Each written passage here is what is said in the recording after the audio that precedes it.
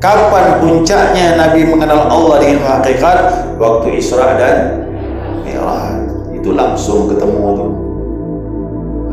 Sampai Jibril pun tak lagi namanya Rasulullah. Itu ilmu ma'rifat. Jadi syariat semua harus mendengarkan itu dan harus sampai kepada semua manusia. Untuk hakikat, Nabi pilih-pilih. Siapa yang mampu, Nabi beri. Yang tak mampu, Nabi bersabar sampai dia mapan, Nabi beri.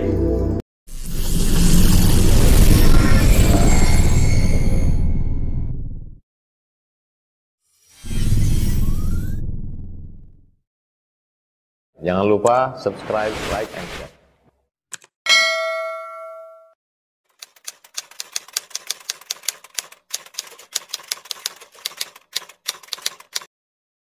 Tidak lain untuk melanjutkan kajian kita muqaddimah daripada kitab Al-Hikam.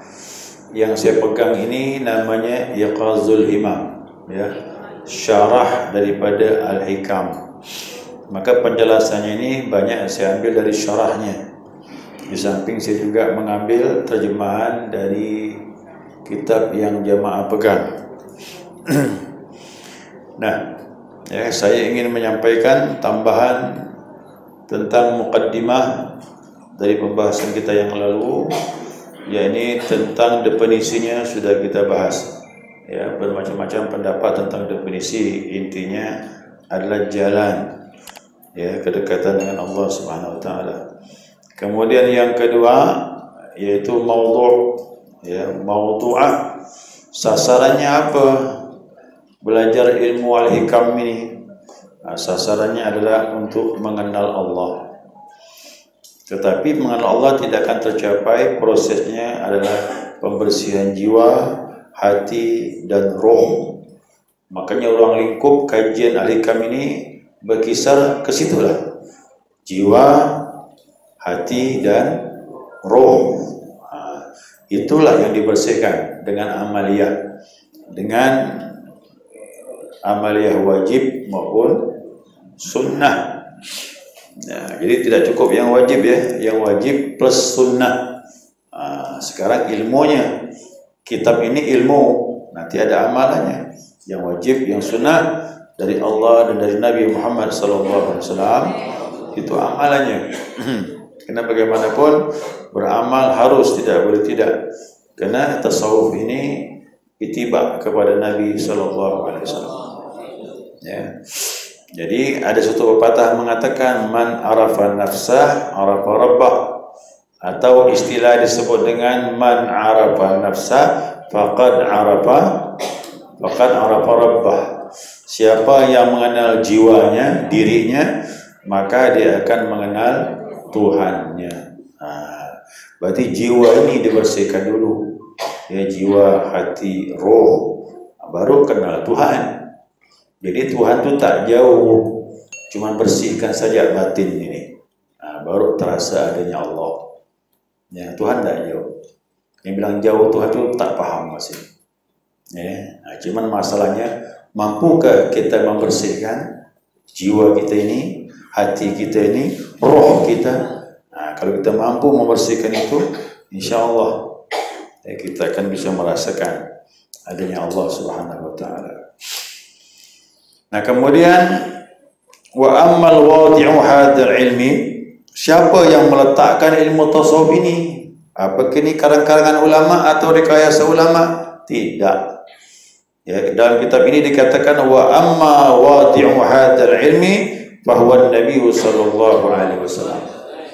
Jadi yang meletakkan ilmu ini Nabi sallallahu alaihi wasallam. Kalau bukan Nabi tak paham ilmu tasawuf ini. Makanya ulama tasawuf itu dia mengkaji langsung daripada Nabi, baru mereka memahami gimana kebesaran jiwa Rasulullah. Dengan tasawuf ini baru tahu Nabi itu hebat, tinggi derajatnya, mulia akhlaknya. Kalau tak belajar tasawuf, kita tak tahu Nabi. Makanya orang-orang yang menyepelekan Rasulullah, dia tak paham ilmu tasawuf. Coba lihat ulama tasawuf itu, dengan Nabi ini, luar biasa pengagungan. Karena mereka kenal, tahu kadarnya. Siapa tahu kadar Nabi, dia akan mengagungkan Nabi sallallahu alaihi wasallam. Nah, ilmu ini dari Nabi sallallahu alaihi wasallam, allamallahu lahu bil wahyi wal ilham. Jadi Allah Subhanahu wa taala mengajarkan kepada Nabi dengan wahyu dan ilham. Nah, jadi Nabi tak pakai buku. Ya, Nabi belajar tak pakai buku. Langsung wahyu dan ilham dari Allah. Nah, wahyu Jibril datang. Bagaimana Jibril datang? Nah, di ulama menyatakan yakni awalan bis syariah. Fanazala Jibril alaihissalam awalan bis syariah. Pertama Jibril datang kepada Nabi yaitu dengan ilmu syariat hukum-hukum dahulu. Falamma taqarrarat nazala thaniyan bil haqiqah. Tatkala sudah mantap, maka Nabi diajarkan langsung ilmu hakikat. Kapan puncaknya Nabi mengenal Allah di ilmu hakikat? Waktu Isra dan Mi'raj. Itu langsung ketemu tuh. Sampai Jibril pun tak lagi namanya Rasulullah. Itu ilmu ma'rifat. Jadi kalau Isra dan Mi'raj itu dikaji-kaji dengan ilmu syariat, susah paham, sakit memahaminya. Tapi kalau Isra dan Mi'raj dikaji dengan ilmu hakikat, mudah paham. Nah, makanya proses Nabi itu dibawa dada, dibawa Jibril ke Baitul Maqdis, Sidratul Muntaha. Itu sebenarnya perjalanan tarekat menuju hakikat. Nah, kalau orang paham yang tasawuf, sedap tu dikaji tentang Isra dan Mi'raj tu. Jadi kalau sudah mantap, maka turunlah ilmu hakikat. Fa khassa biha ba'dan duna ba'din. Kalau dah begitu ilmu hakikat bisa disampaikan Nabi dengan sebagian, belum tentu dengan yang lain. Nah, kalau ilmu hakikat, Nabi mulai pilih-pilih menyampaikan. Ingat ya? Nah, jadi syariat semua harus mendengarkan itu dan harus sampai kepada semua manusia. Untuk hakikat, Nabi pilih-pilih. Siapa yang mampu, Nabi beri. Yang tak mampu, Nabi bersabar sampai dia mapan, baru Nabi beri. Coba lihat bagaimana Nabi dengan Abu Bakar. Tidaklah Allah berikan ke dalam dadaku, kecuali aku tumpahkan juga ke dalam dadanya Abu Bakar As-Siddiq radhiyallahu anhu. Itu namanya pemberian ilmu, pelimpahan dari guru kepada murid, sebagaimana Nabi melimpahkan berkahnya kepada Abu Bakar As-Siddiq radhiyallahu anhu. Nah, pemberian begini nih, guru mandang, udah mampu belum murid nih? Udah mampu, kasih. Nah, kalau belum mampu tak boleh. Tuh. Ya, banyak ilmu ini, termasuk kepada Ali bin Abi Thalib, kepada Umar. Itu ada tahap-tahapannya. Kapan waktu yang pas diberi. Jadi ilmu ini mau sabar, paham, amalkan, dan sabar menunggu anugerah dari Allah Subhanahu wa taala. Nah, kemudian ilmu tasawuf ini dari mana asal kalimatnya ni? Kok ada tasawuf zaman Nabi? Zaman Nabi tidak ada. Zaman Nabi tidak ada sebutan tasawuf. Cuman ulama bermacam-macam. Dan tasawuf ini muncul dari kalimat pecahan namanya sufah.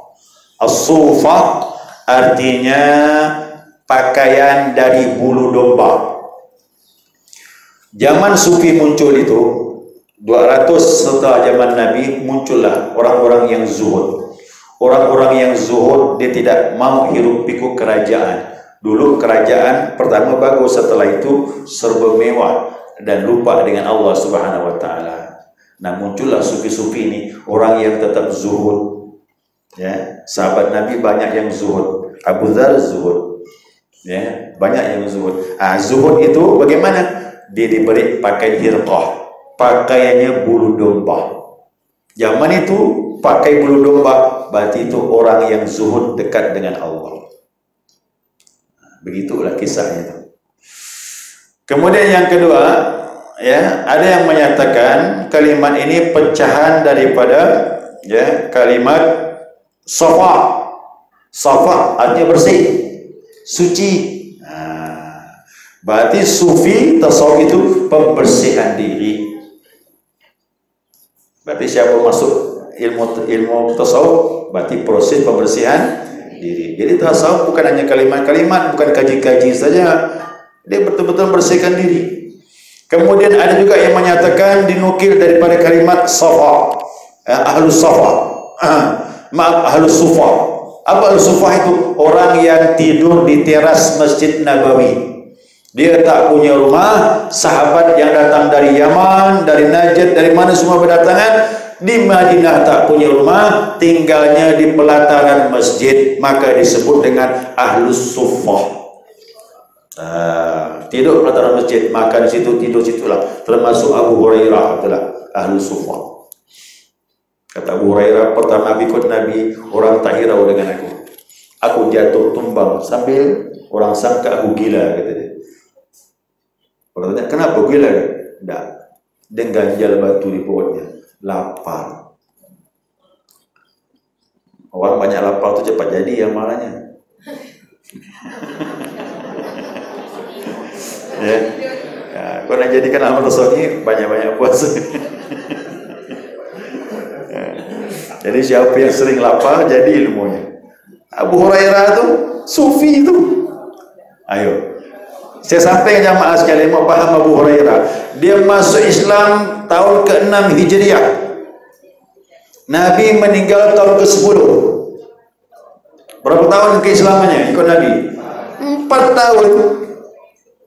Sahabat yang lain tu dari Makkah kumpul dengan Nabi sampailah ke Madinah. Tapi Abu Hurairah hanya 4 tahun saja ikut Nabi, tapi bisa hafal 5,000 lebih hadis Nabi Muhammad SAW.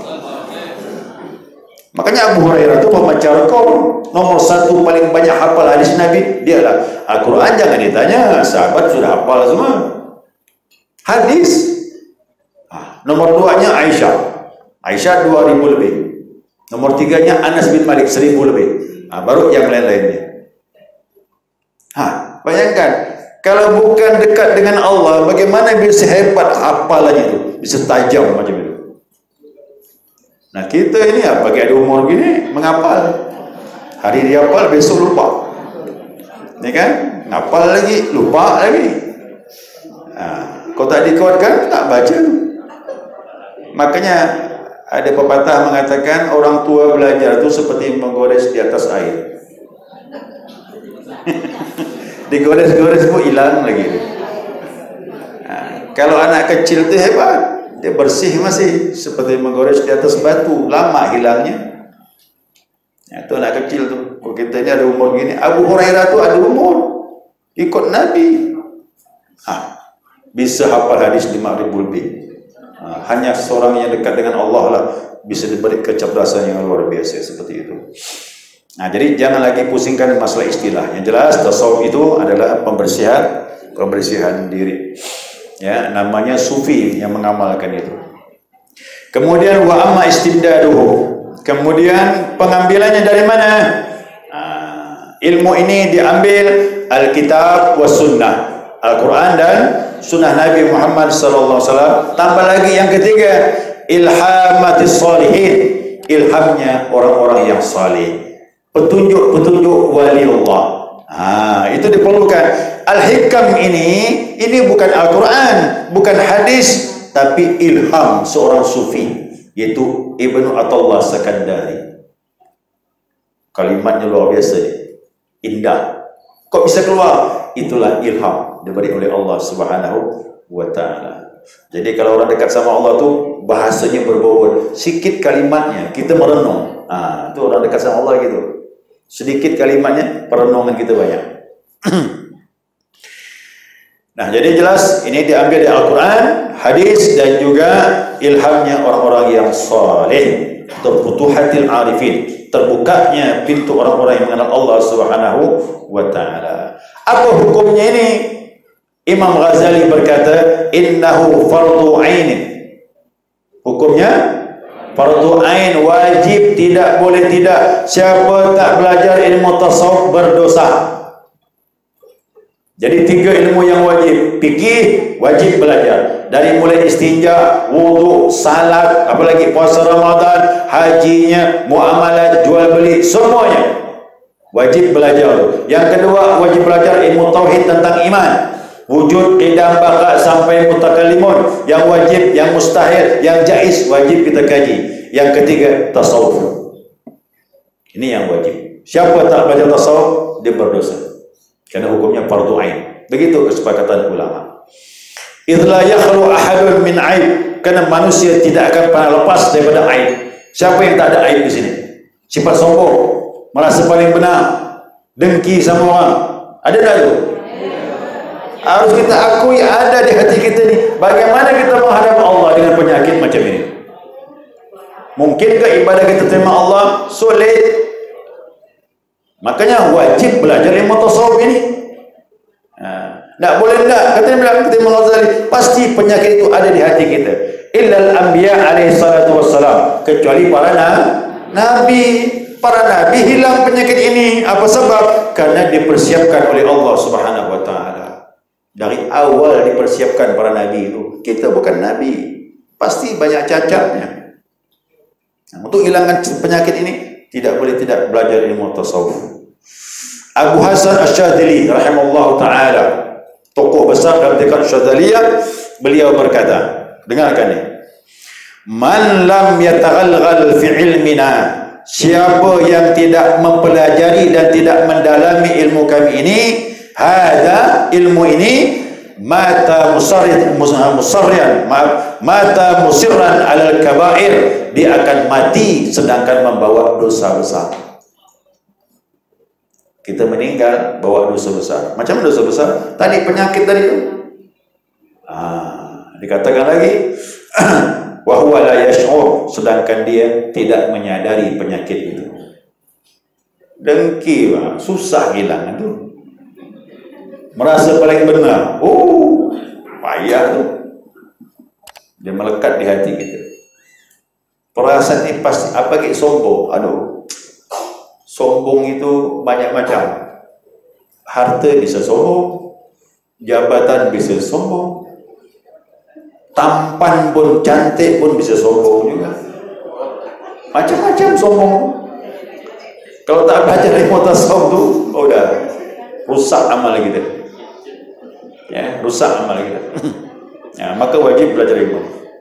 Merasa lebih dari orang lain itu sombong namanya itu. Ya, sombong itu namanya. Nah, karena fardu ainin, maka itulah menjadi fardu ain, wajib orang melaksanakan safar. Yajibus safar, wajib safar, berjalan cari guru yang bisa menghilangkan penyakit itu. Makanya saya salut Ustaz Yuki itu, berjalan dari Kedah Malaysia sampai ke Suryalaya 28 hari. Zaman itu tapi dia berjalan, tidur di masjid, tidur di pelabuhan, cari guru rohani, dibimbing hatinya dari Malaysia pergi. Ya Allah, saya bilang 28 hari. Suryalaya itu hutan katanya, jalan tanah, musim hujan, banyak jatuh daripada berdiri. Sampai di sana 28 hari. Nah itu karena petunjuknya begitu, wajib berjalan cari guru rohani yang bisa memperbaiki hati kita ini. Kita tak lagi seperti itu, zaman sudah modern seperti ini. Pesawat ada banyak. Dulu orang pakai kapal, pakai pesawat jarang, tak mampu. Ya, nah, sekarang kita mudah dah. 2 hari nginap di sana, bisa nginap dah. Nah, itu kelebihan sekarang, itu lebih mudah. Cuman kemaukan sedikit, niat yang kuat itu sedikit sekali untuk mendatangi orang-orang yang dekat dengan Allah Subhanahu wa taala. Baik jamaah, ini saya bukakan mukadimah ini biar kita dapat gambaran. Jadi ilmu inilah ilmu yang tertinggi dalam agama. Karena dia membersihkan rohani kita, bersiap-siap untuk menghadap Allah biqalbin salim, dengan hati yang bersih. Karena janji Allah kepada kita, yauma la yanfa'u malun wala banun illa man atallah biqalbin salim. Nanti di hari kiamat tak ada guna harta, anak, semuanya tak bisa nolong kita. Yang nolong kita nanti di akhirat nanti biqalbin salim, dengan hati yang bersih, lepas dari penyakit. Mau tidak mau wajib belajar ilmu tasawuf. Ya, maka digarisbawahi ilmu ini hukumnya fardu ain. Sama dengan belajar fikih. belajar salat sama. Ya, sekira itu, ada yang bisa dipahami.